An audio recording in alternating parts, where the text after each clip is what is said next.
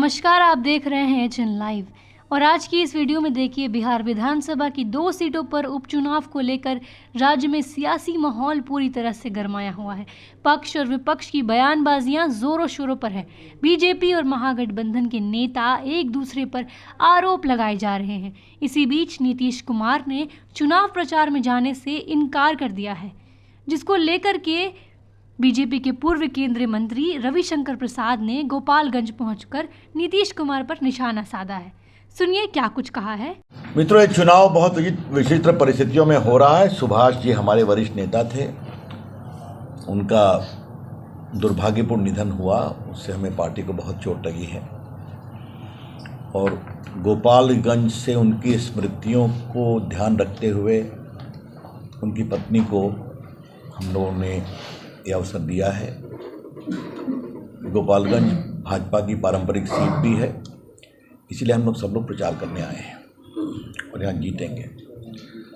मुझे 2-3 बात अपनी ओर से कहनी है, फिर आपके जो सवाल होंगे या माननीय तारकिशोर जी को कुछ ऐड करना होगा तो करेंगे। नीतीश बाबू प्रचार करने क्यों नहीं आ रहे हैं? पटना में आज अखबारों में पढ़ा कि अस्वस्थ है, तो भगवान करे जल्दी स्वस्थ हो जाए। हम उनके स्वस्थ होने की कामना करते हैं। वैसे कल पटना में चित्रगुप्त पूजा में वो दिखाई पड़े थे, भगवान का आशीर्वाद देते। मैं इससे अधिक कोई टिप्पणी नहीं करूंगा। जल्दी स्वस्थ हो जाए। सब ठीक चल रहा है कि नहीं चल रहा है? जो नए पार्टनर हुए हैं, नीतीश बाबू का 2 साल का चलता है संबंध का टेन्योर पीरियड, तो अभी तो 2 ही महीने में मामला खटपट शुरू हो गया है क्या? हमारे जीतन राम मांझी का वक्तव्य जो आया, वो तो बहुत क्लोज है नीतीश बाबू से, और उनका कहना कि नहीं आप लौट चले, आपने भी सुना होगा। इसका अभी तक जवाब नहीं आया है।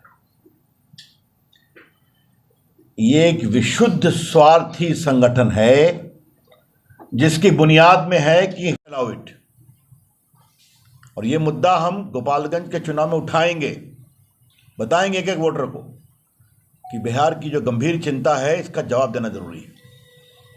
और ये बात हम बहुत गंभीरता से आपके साथ कहना चाहते हैं।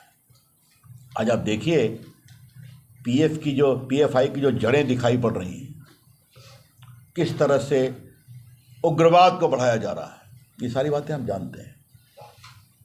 जिस तरह से एक अप्राकृतिक रिश्ता बनाया गया है, बिहार की राजनीति को स्वार्थ, अमर्यादा और राजनीतिक बेशर्मी की पराकाष्ठा पर ले जाया गया है, उसका उत्तर भी गोपालगंज देगा। और तीसरी बात यह है कि अभी गुजरात का चुनाव है, वहाँ भी जीतेंगे, हिमाचल का चुनाव है, वहाँ भी जीतेंगे, और 24 का लोकसभा भी जीतेंगे। आज हम गोपालगंज इस संकल्प के साथ लड़ रहे हैं कि 25 में विधानसभा का चुनाव होगा तो इस बार भारतीय जनता पार्टी का मुख्यमंत्री बनेगा। बिहार की जनता को बिहार के मुख्यमंत्री और बिहार की अगुवाई के सरकार की बहुत प्रतीक्षा है। और सही में आज हम नॉर्थ ईस्ट में हर जगह पहुंच गए। क्या गुजरात, क्या महाराष्ट्र, आगे बंगाल में जीतेंगे। अगला चुनाव जब भी होगा बंगाल में भाजपा की सरकार बनेगी। बिहार हम लोगों ने नीतीश कुमार को बहुत ढोया है, अब हमने उनको नमस्ते कर दिया है, ईमानदारी से, प्रामाणिकता से।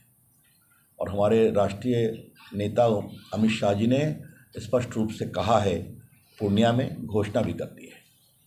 इसलिए अब दोनों कितना बिहार को चलाते हैं और कितना बिहार को गींजते हैं, ये मैं दोनों के ऊपर छोड़ता हूं। अप्राकृतिक संबंध लंबा नहीं चलता।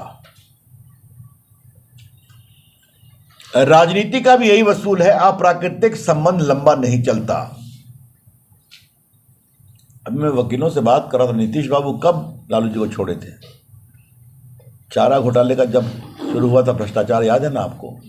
फिर वो बीजेपी में आए, फिर एनडीए में आए, फिर अटल जी की सरकार में मंत्री बने, फिर रेल मंत्री, फिर कृषि मंत्री, फिर रेल मंत्री, फिर 2005 में बीजेपी के कंधों पर मुख्यमंत्री बने, जबकि उनकी पार्टी के लोग नहीं चाहते थे वो बने, और फिर छोड़ के चले गए, और 2 साल रहे, फिर छोड़ के आ गए। तो ये अप्राकृतिक रिश्ता कब तक चलेगा पता नहीं है, लेकिन हमें इस रिश्ते के कारण बहुत पीड़ा हो रही है। और 3 मैं बातें साफ साफ कहना चाहूंगा। बिहार में खौफ है कि नहीं?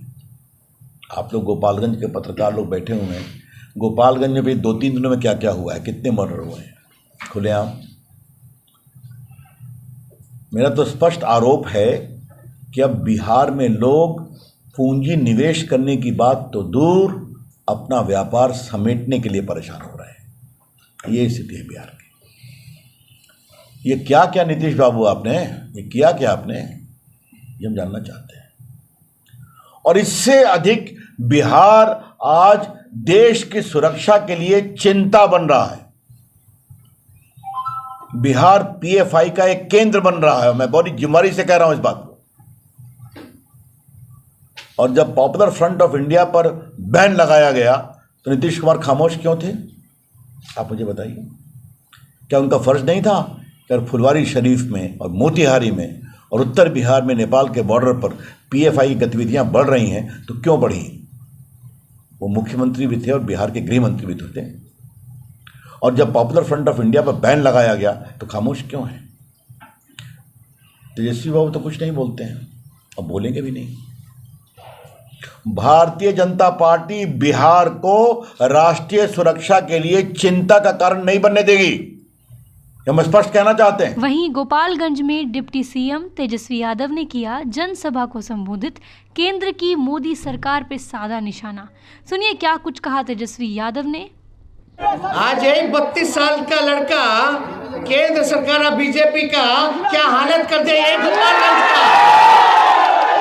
गोपालगंज का ना लड़का है, तो आप लोग तो और महान हैं, एक एक लोग को पहचानते हैं किसका क्या मकसद है। अब एक बात देखिएगा भाई, छठ है, त्योहार है, ये भाजपा वाला अब लगेगा लंगड़ी लगावे, वो लोग देखेगा रे, ये लोग तो काम का बात कर रहा है, इलाज का क्या चीज का बात कर रहा है, कमाई का बात कर रहा है, सिंचाई का बात कर रहा है, दवाई का बात कर रहा है, पढ़ाई का बात कर रहा है, सुनवाई का बात कर रहा है, कार्रवाई का बात कर रहा है। तो अब क्या किया जाए?